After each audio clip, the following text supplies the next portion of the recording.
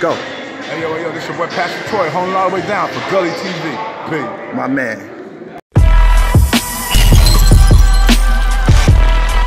So Harlem, man. Harlem. I be in Harlem, man. The only thing moving, man.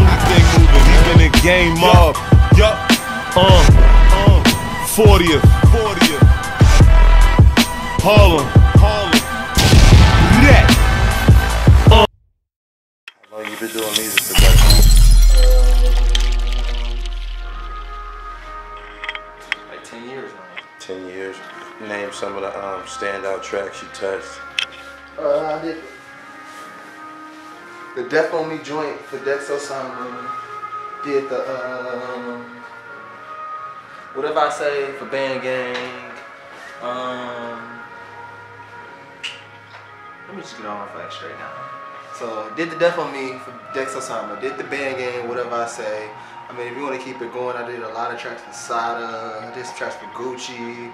We got tracks with, just did a track that somebody put Lil Baby on like 3 days ago. And what will be some of the other bigger songs? DZ, I mean pretty much anybody from Michigan, Detroit area, I work with everybody. So how did your popularity spread? By way of word of mouth, or you encountering these guys in the streets and you went about it like that? Explain it. It kind of grew from word of mouth because I was promoting myself. I know how to promote.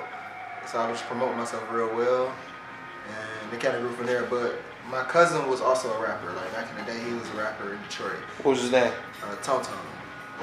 Who? Tone. Oh, I know that name. It's some history. There's some history to go with that name, right? Yeah, for sure. So he's the Yeah, first I know person it's to some get a history. deal. Go ahead. He was the first person to get a deal out this bitch, and then so as he was coming up, I mean, ain't nobody ever seen a record deal. Even like the people that work at the radio stations or just people in the streets, people in all the club, ain't none of them niggas ever seen a record deal. So when they see this nigga, they all trying to be around this nigga, dick around this nigga. So, shit, I didn't know where I fit in.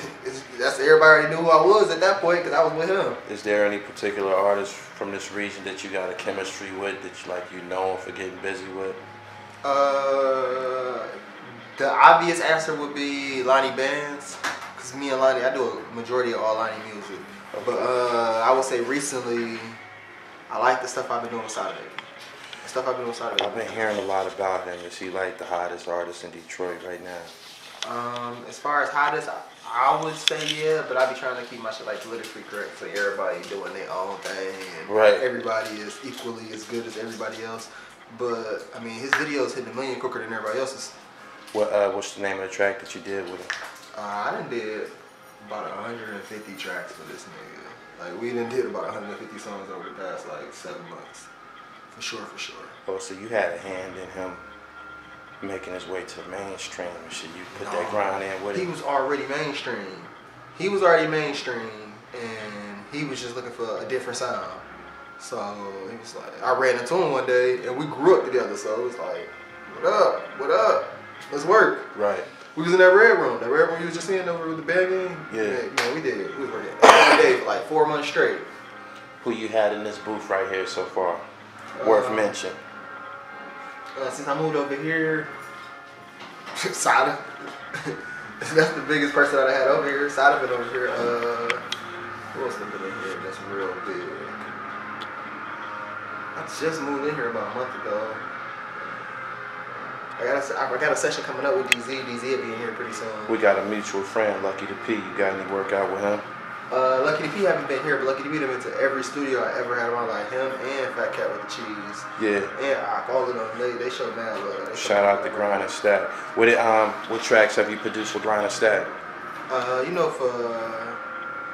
I did Gold on him. I think it's called Make a Way. That's the newest one. Make a Way. Make It Work. But the newest one that just dropped too, I did, now every CD he dropped, I got like 7 songs on it. Okay. But I for sure did Gold on him. That was the biggest song I know I did from him. That was the first one. I did Gold on him.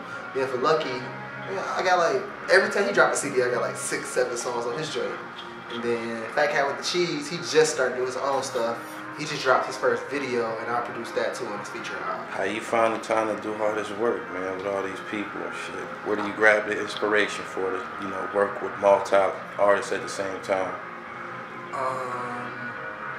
went through a breakup. And, when I went through the breakup, I realized that like, when this relationship is over with, like, man, you better get your shit together. Cause she gonna move on and get her shit together. Right. So I woke up one day, I was like, man, I need to be making 5 beats. I need to wake up every morning, just at least make 5 beats a day.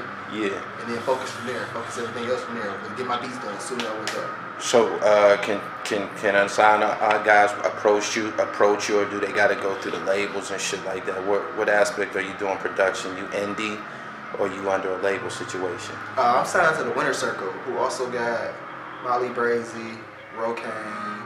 They got Pool Beats making beats over there. They got Go Grizz making beats over there. They got Smash Davis making motherfucking hits for everybody. And I'm signed to them. I'm DJing. I DJ for Molly Brazy under their company, and they recently signed me as a producer. Are you a DJ too? Yeah. Oh, okay. Okay. Damn, you got a whole lot of job titles and shit. What you working on right here? What you got on the Mac right here? I was really just pulling up random stuff, just showing you like some of the songs I had did recently. Then I got like on my beat program right here. I'm working off FL Studio mainly though, for the production and for the beats. I mean, for the DJing, I'm using Virtual DJ. Yeah. Yeah.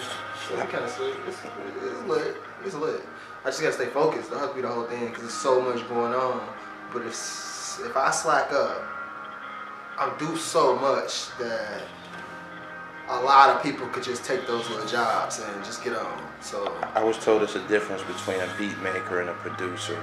In your words, in your own words, break down the difference between the two. I would say that a producer is cooler to hang out with than a beat maker. That would be like the biggest thing. Because when you're in the studio making hits, you kind of need, if you're going to be a producer and you're going to help somebody make a hit, you got to have that vibe that make people not want to just stop rapping and just go home. Because after hearing that song about 30 times, somebody going to want to just go home. Like, bro, I ain't really feeling this no more, I'm about to go home. So I can say that's a big difference between a producer and a beat maker. And like, you can be a producer, you ain't got to know how to record, you ain't even got to know how to make beats, but if you just know how to put the songs together and keep people motivated, like, come on, push that shit out, do it again, do it again, do it again. If you could keep people into that, like, damn, they're like somebody daddy. You could be like that to somebody, then you would be a great producer. But as far as making beats, man, you can just send beats. You can just send people beats all day long, like literally all day long. No method to it, just do it. Yeah. I would say I'd be more of a producer, but I would say I'd be a beat maker sometimes too. Like it's a lot of people I just send beats, but a lot of times I produce a lot of these records, and a lot of these records, like I'm really like here, like all the way through the whole process, cause like I wouldn't even say that I'm great at one thing. I would say that I'm good enough at everything. So I just like, you need somebody to record you, bam, I sit here and record you. You need somebody to mix your shit down. I might not be the best mix and matcher, but you're gonna be able to play it in the car, bam. You need the beat, bam, whip the beat up. You need somebody to play it, I'm gonna go DJ in the club and spin it. So I just try to do everything. Give me some of the names of your favorite producers. Who you like? Whose work are you a fan of?